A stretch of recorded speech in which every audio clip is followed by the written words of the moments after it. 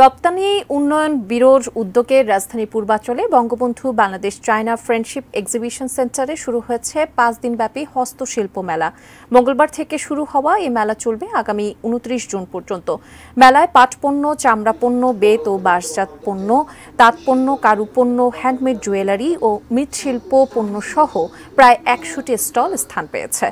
নতুন নতুন উদ্যোক্তা সৃষ্টি ও নারীর ক্ষমতায়ন, অর্থনৈতিকভাবে নারীদের আত্মনির্ভরশীল করে গড়ে তোলায় এ মেলার উদ্দেশ্য।